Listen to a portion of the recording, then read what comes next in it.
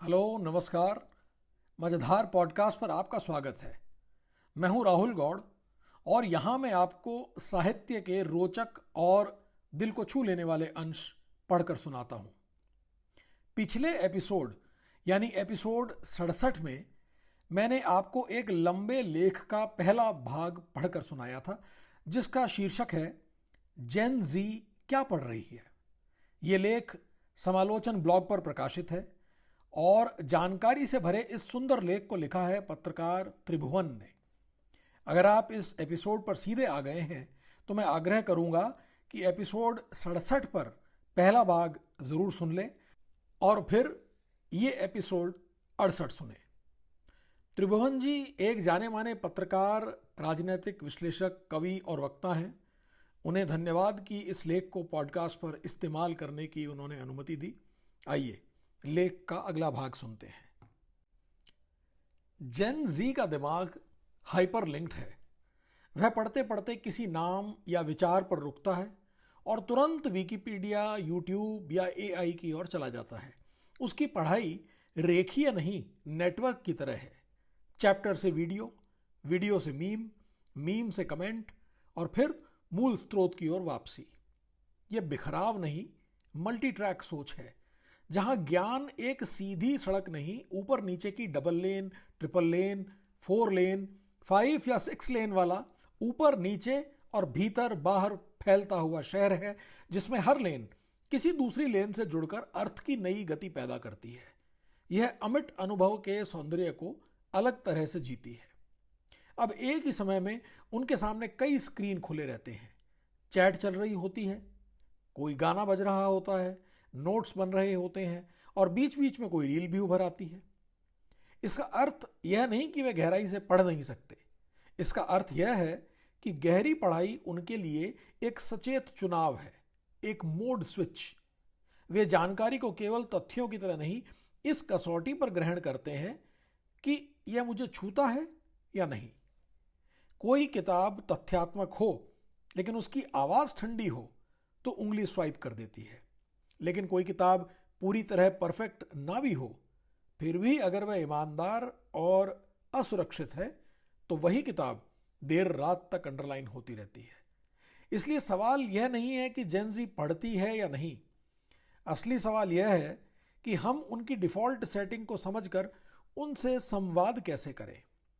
जेन जी तक पहुंचाने के लिए पहले टेक्स्ट नहीं, हुक चाहिए। उनकी रीडिंग जर्नी अक्सर किसी रील से शुरू होती है।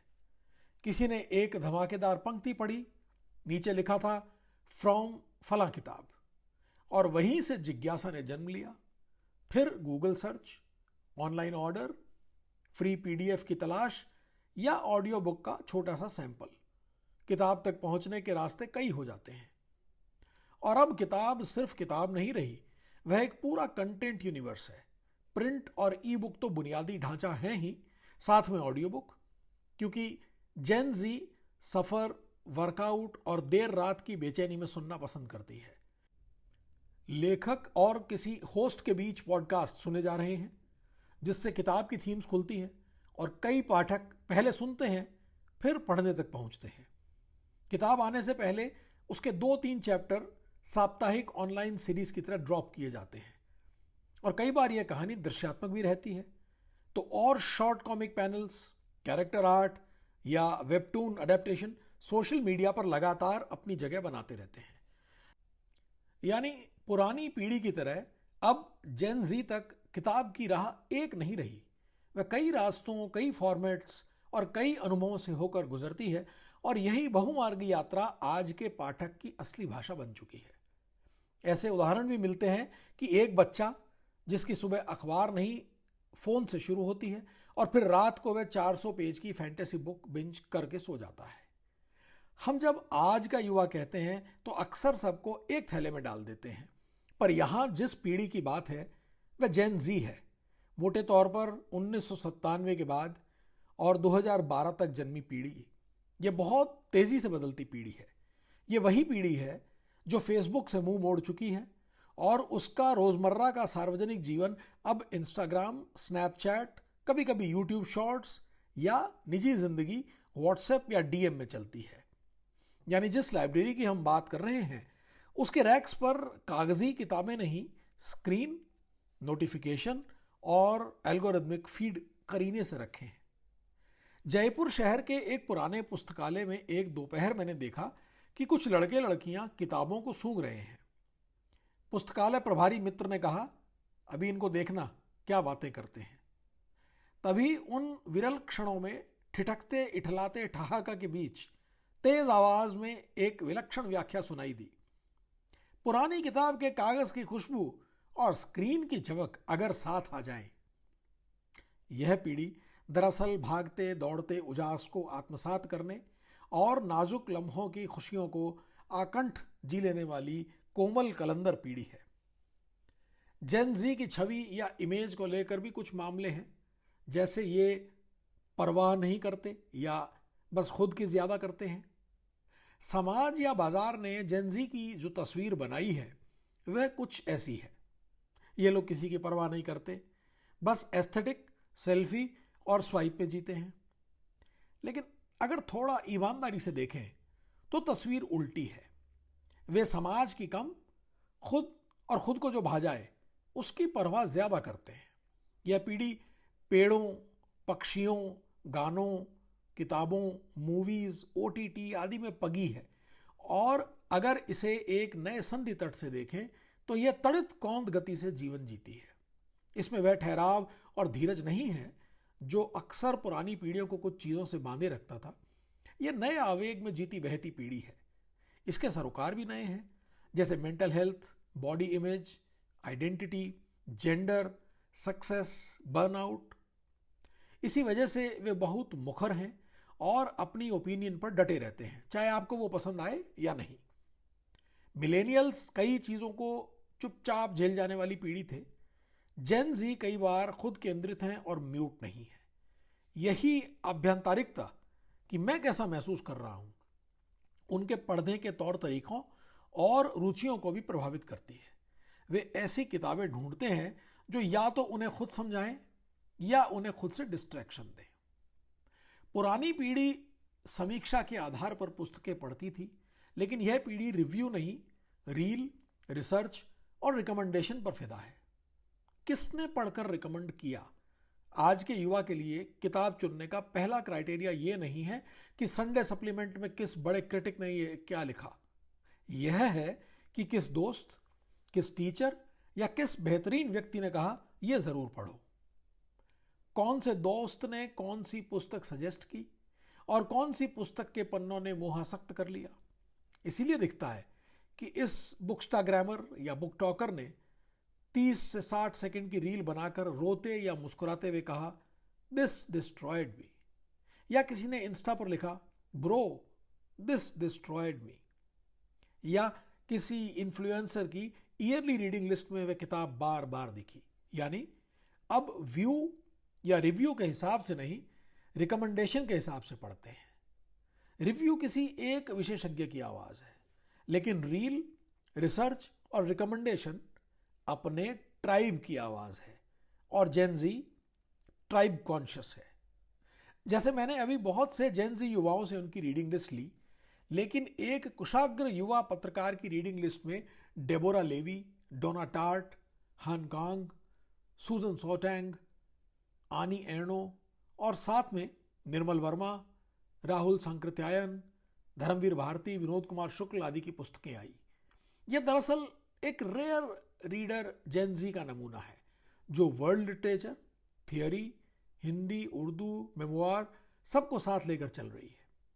हान कांग के गद्य में जहां हिंसा हमेशा किसी धारदार औजार की तरह नहीं, त्वचा के नीचे उतरती हुई ठंडी धूप की तरह महसूस होती है, और उसी के साथ कोमलता किसी घायल पत्ते की नसों से कांपती रहती है। वहीं आनी एर्नो की लेखनी अपनी ही परतें उतारती हुई ऐसी निर्मम, लगभग शल्यक्रिया जैसी ईमानदारी तक पहुंचती है कि पाठक के पास अपने झूठ बचाने का कोई कोना नहीं रह जाता। पैट्रिशिया हाईस्मिथ के यहां नैतिकता एक स्थिर तख्ती नहीं, बहुरूपी छाया है।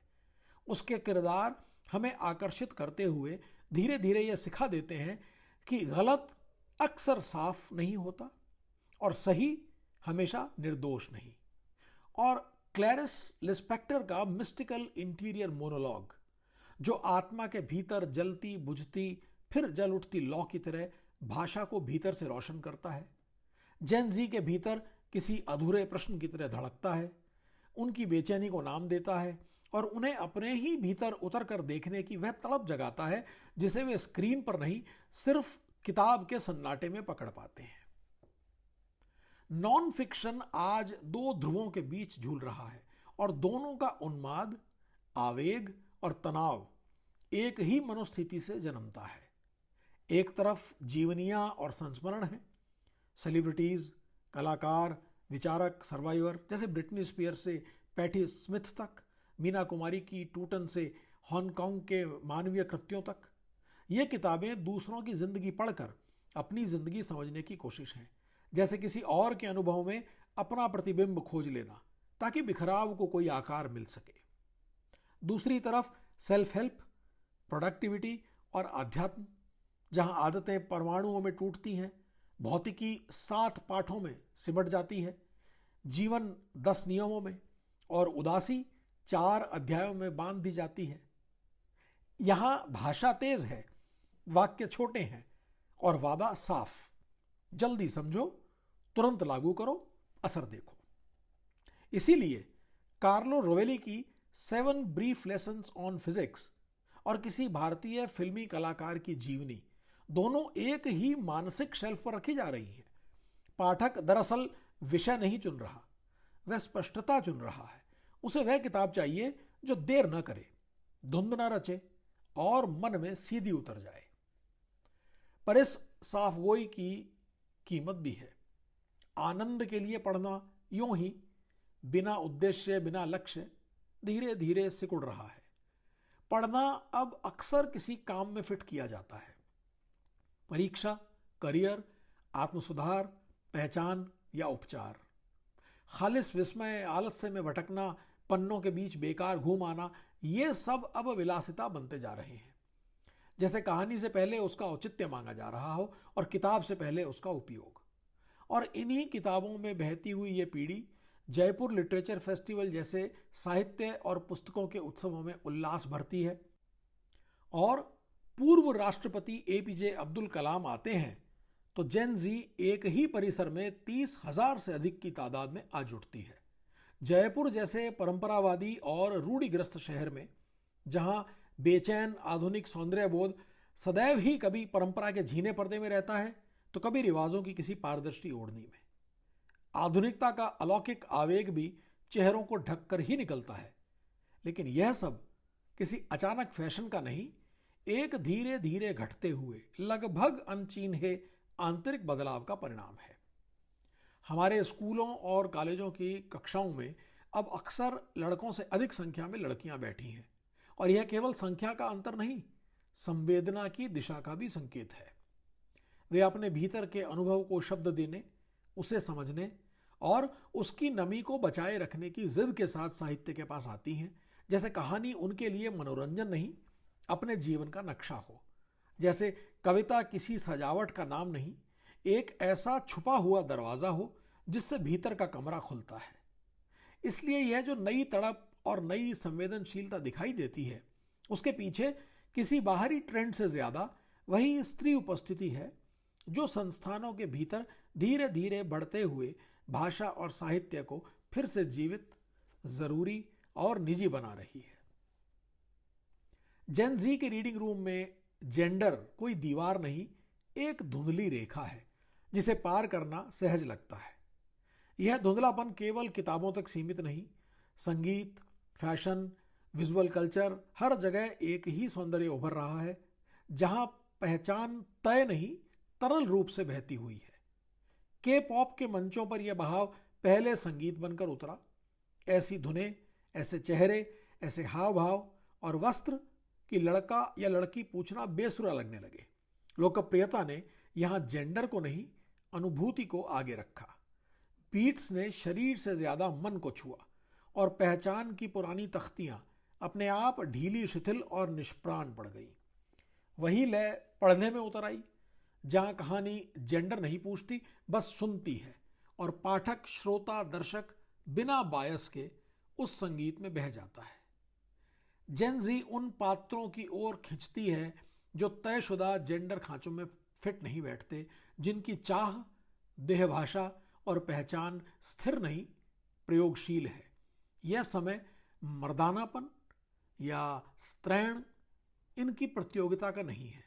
यह समय साफ साफ मनुष्य होने का है, उस मनुष्य का जो भीतर से महसूस करता है, बाहर से जिम्मेदार रहता है और दोनों के बीच झूठे कवच नहीं पहनता। अब पहचान का सबसे ईमानदार नाम जेंडर नहीं, गरिमा है। सबसे सच्चा प्रमाण ताकत नहीं, संवेदना है। और सबसे आधुनिक भाषा जेंडरलेस नहीं, वह भाषा है जिसमें कोई भी देह, कोई भी मन, किसी भी प्रेम, किसी भी डर के साथ अपमानित नहीं होता। अगर देशों में कट्टरतावाद और धर्मोन्मुखी संकीर्ण राष्ट्रवाद वाला दौर शुरू नहीं होता तो आज जिस तरह जेंडर खांचे खंडित हो रहे हैं, वैसे ही नेशनलिस्टिक खांचे भी खंडित हो रहे होते।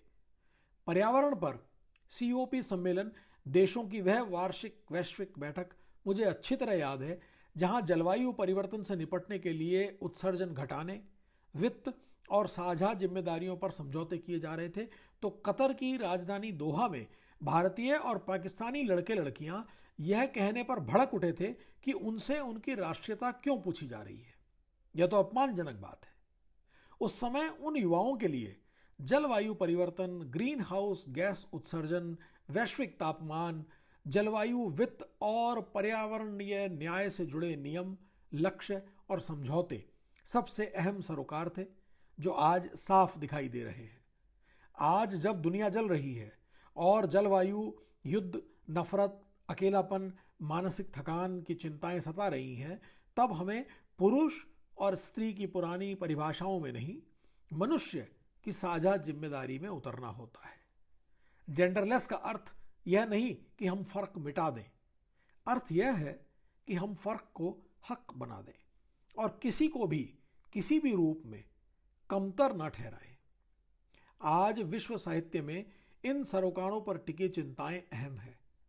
इसीलिए जॉन लेनन का गाना इमेजिन जेन जी में भी लोकप्रिय है, जिसकी मशहूर पंक्तियां कहती हैं कि न कोई स्वर्ग है, न कोई नरक, कोई सीमाएं नहीं, सारी धरती एक है और इंसान भी।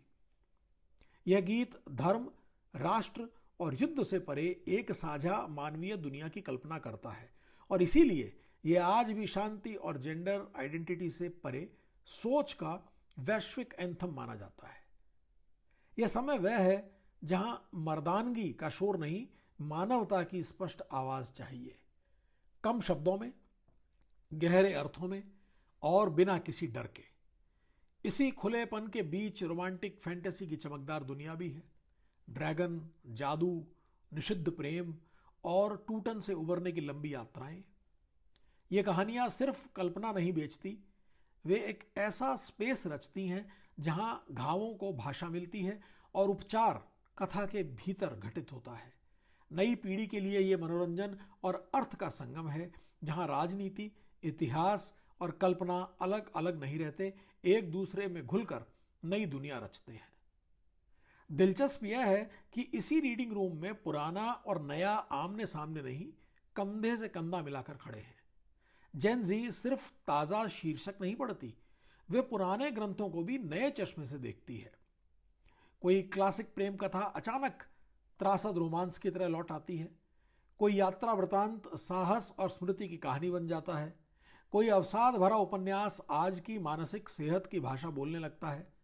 स्मृति, एकांत, अकेलापन और जादू यथार्थ, ये सब अलग अलग परंपराओं से निकलकर एक साझा शब्दावली बना लेते हैं। इस तरह एक ही शेल्फ पर कई दुनिया टिक जाती हैं। किसी देश का मिथकीय गांव, किसी और भूगोल की हिंसक शांति, कहीं से आई प्रेम की थकी हुई विरासत और कहीं से उभरा कोई ताजा वायरल शीर्षक, सब एक साथ एक ही पीढ़ी के मन में दर्ज होते हुए। यह पीढ़ी चयन नहीं, सह अस्तित्व में विश्वास करती है। उसके लिए पढ़ना किसी एक धारा में बहना नहीं, कई धाराओं को एक साथ महसूस करना है, जहां पहचान स्थिर नहीं रहती और कहानी हर पन्ने पर खुद को फिर से गढ़ती है। यहां असली टकराव सरलता की मांग और अर्थ की भूख का नहीं, उनके तनावपूर्ण गठबंधन का है। जेन जी भाषा को आसान चाहती है, संरचना को साफ, पर वह सतह पर टिककर खुश नहीं होती। उसके लिए कहानी के पीछे अर्थ होना चाहिए और उस अर्थ के पीछे ईमानदारी। वह उन मंत्रों से थक चुकी है जिन्हें जीवन भर बिना समझे दोहराया जाए। इसलिए वह हर किताब से यह पूछती है, यह मेरी जिंदगी में कहां रोशनी डालती है, किस कोने को स्पष्ट करती है, किस डर को नाम देती है। यही वजह है कि विचार अगर आए तो वह सूजन सोंटैग की तरह साफ और तेज हो, स्मृति अगर खुले तो आनी एर्नो की तरह लगभग क्लिनिकल सच्चाई के साथ, प्रेम अगर बोला जाए तो सिल्विया प्लाथ या जॉन डिडियन या ईव बैबिट्स की तरह आत्मजागरूक, और हिंदी हिंदुस्तानी अनुभव अगर सामने आए तो निर्मल वर्मा, विनोद कुमार शुक्ल, धर्मवीर भारती की तरह गहरा पर पहुंचा देने वाली भाषा में। इस पीढ़ी के लिए किताब अब बिना मतलब के आजीवन साथ ले जाने लायक मंत्र नहीं, वह कुछ समय के लिए मेरे किसी सवाल को रोशनी देने वाला उपकरण बनती जा रही है। ऐसा उपकरण जो उपदेश नहीं देता, भीतर की धुंध में एक छोटा सा स्पष्ट प्रकाश रख देता है। अगर इस सब को एक फ्रेम में रख दें तो जेन जी का रीडिंग रूम ऑर्बिट से स्पेस में झांकने जैसा दिखता है। कमरे के एक हिस्से में फैले अंतरिक्ष में लैपटॉप खुला है, मोबाइल पर रील चल रही है, किसी ने त्याग पत्र की एक पंक्ति पढ़कर रो दिया है, बैकग्राउंड में कोई के पॉप ट्रैक धीमे धीमे बज रहा है और बिस्तर के पास किताबों का ढेर लगा है। Human acts, play it as it lays, खिलेगा तो देखेंगे, a handbook for my lover, 7 brief lessons on physics, और उनके बीच जैसे दो अलग सदियों की हथेलियां मिल रही हों, गुनाहों का देवता और रात का रिपोर्टर। इस ढेर में कोई एक किताब केवल किताब नहीं रहती, हर शीर्षक एक दरवाजा है और हर दरवाजे के पीछे एक ही आग्रह धड़कता है, सरल कहो पर सच कहो, कम में कहो पर अर्थ में कहो। वह दुनिया का सबसे केयरफ्री यूथ असल में हर चीज से जूझता हुआ यूथ है, जो सरल भाषा में अर्थ, आकर्षक कवर के भीतर ईमानदारी और किसी कम्युनिटी की सिफारिश में अपना अगला सहारा ढूंढता है। उद्विग्न और अधीर चुनौतियां हमारी हैं। हम अपनी किताबों, निबंधों, उपन्यासों और कविताओं को इस रीडिंग रूम के दरवाजे तक कैसे पहुंचा दें।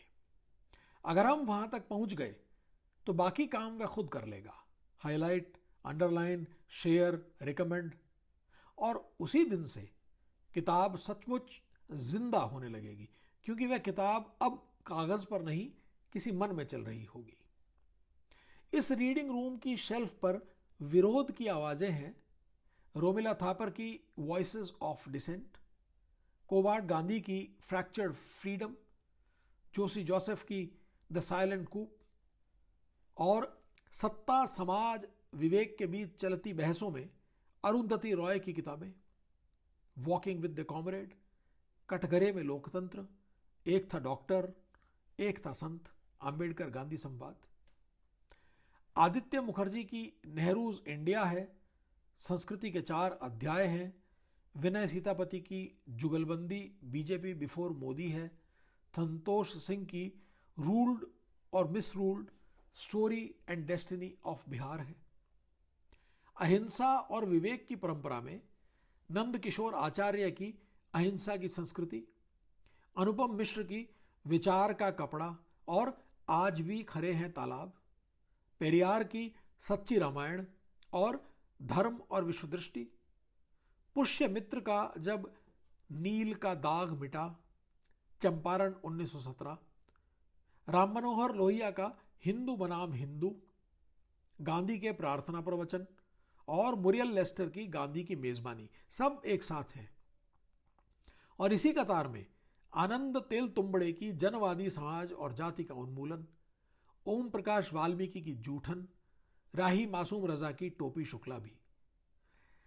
जैसे ये शेल्फ सिर्फ पढ़ने की नहीं, अपने समय को समझने की तैयारी है। लेकिन दृश्य में एक और बात भी है। काफी बार बूढ़े अंदर हैं और युवा बाहर। आप पूछते हैं तो जवाब आता है मैं नहीं पढ़ता। फिर कहा जाता है अटेंशन स्पैन कम है।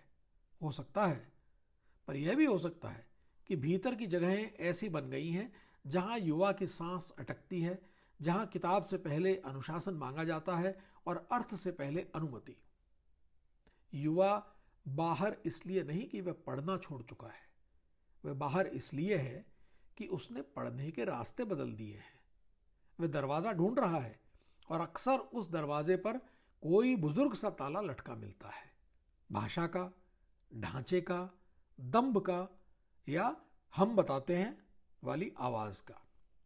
इसलिए आज सबसे जरूरी काम यह है कि हम अपने भीतर के कमरे खोलें, और युवाओं के लिए नहीं, युवाओं के साथ, उन्हें बुलाने के लिए नहीं, उनके साथ बैठने के लिए।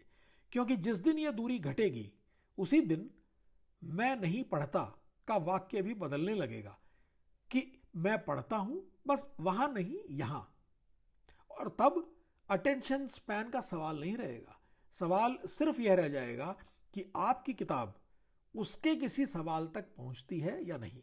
अगर पहुंच गई तो वह उसे अपनी तरह से जी लेगा, और वही जीना किताब की सबसे बड़ी प्रकाशन तिथि होगी। जेन जी को मोटे तौर पर 3 धाराएं आकार दे रही हैं। बुकटॉक वाली किताबें, स्पॉटिफाई टिकटॉक वाला संगीत, और सोशल जस्टिस वाली राजनीति।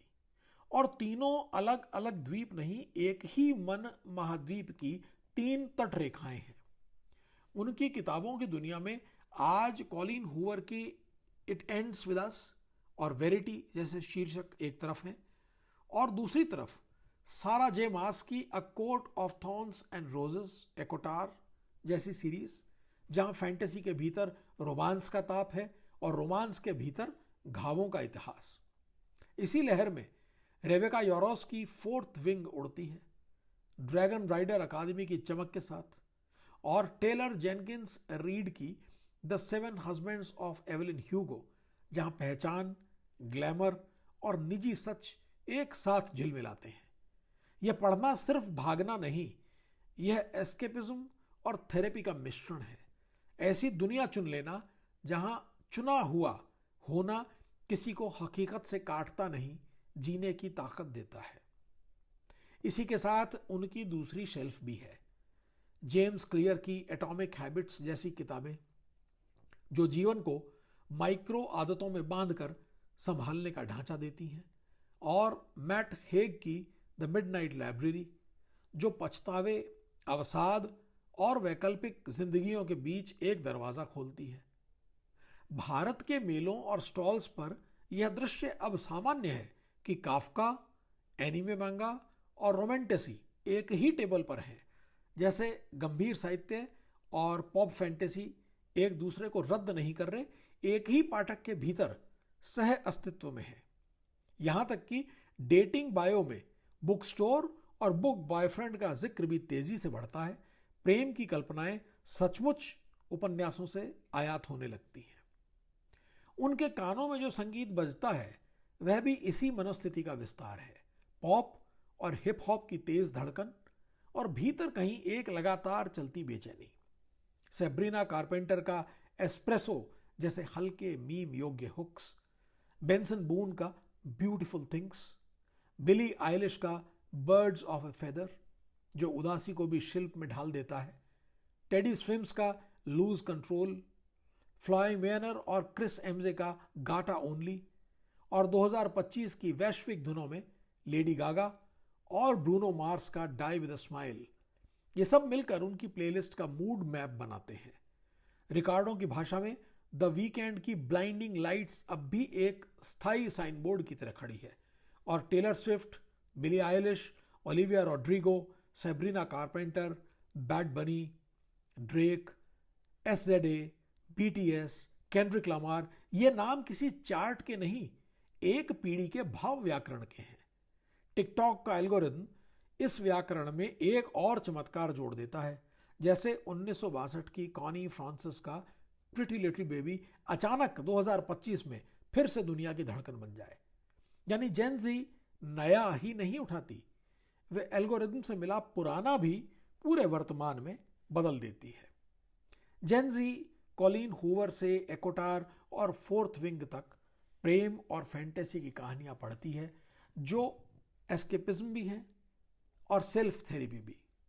उसके कानों में Billie Eilish, Olivia Rodrigo, Taylor Swift, Lana Del Rey से लेकर लियोनार्ड कोहेन की डायरी आवाजें हैं, और साथ में द वीकेंड की ब्लाइंडिंग लाइट्स जैसी धुनें जो बेचैनी, पहचान और हल्के नाच को एक साथ ढोती हैं। और उसके भीतर एक राजनीति है जो दिल से सामाजिक न्याय चाहती है, दिमाग में आर्थिक असुरक्षा लिए चलती है और संस्थाओं से नाराज रहते हुए भी पूरी तरह खामोश नहीं रहती। यह पीढ़ी भाग नहीं रही, यह नई भाषा में जी रही है, किताबों की, गीतों की और सवालों की। लेकिन किताबें क्या ऐसे ही आ जाती हैं? सच में तो किताबें अपने कालखंड का आकुल कंठ होती हैं। आर्सेनी तारकोस्की की एक कविता की एक पंक्ति है कि सच सच कहा जाए तो हम काल और स्थान की भाषा हैं। आज जब नैतिक पराभव, सत्य से पीठ फेरने और तटस्थता के आपराधिकता में सक्रिय हो जाने का समय है, तो किताबें ही हैं जो खामोश नहीं हैं और मुखर होकर बोल रही हैं। इसलिए इस समय की राजनीति भी लेखन को प्रभावित करती है। जेन ज़ी किसी एक विचारधारा का एक रूप ब्लॉक नहीं है, पर उसके भीतर मुद्दों की एक धुरी साफ दिखती है। क्लाइमेट चेंज, जेंडर और LGBTQ के अधिकार, नस्ली जाति जैसी न्याय चेतना, gun violence, bodily autonomy, mental health support, सस्ती शिक्षा और आवास जैसे उनके मुद्दे साफ हैं। भारत के संदर्भ में भी उसकी चिंताओं का त्रिकोण अक्सर रोजगार, गरिमा और पर्यावरण बन जाता है। शिक्षा, कौशल, बेरोजगारी, जलवायु, यौन उत्पीड़न और मानसिक स्वास्थ्य की बेचैनी साथ साथ चलती है। वे ऑनलाइन अभियानों में आगे हैं, विरोध में तेज हैं, पर मुख्य धारा संस्थाओं और पार्टियों से नाराज भी। उन्हें लगता है कि वे अपने माता पिता से बदतर स्थिति में पहुंच सकते हैं। और फिर भी यह कहानी एक तरफा नहीं। एक हिस्से में गतिशील आग्रह है, तो कहीं कहीं खासकर युवा पुरुषों में एक बैकलैश भी उभरता दिखता है। दक्षिण एशिया में कई जगह यह राजनीति विचारधारा से कम और एंटी एस्टेब्लिशमेंट मूड से ज्यादा दिखती है।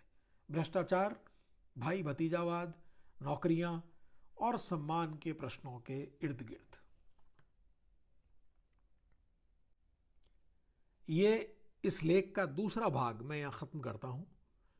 आशा है आपको ये पसंद आ रहा होगा। इसका तीसरा और अंतिम भाग लेकर मैं जल्द ही आपके साथ फिर आता हूं। तब तक के लिए आज्ञा दीजिए। नमस्कार।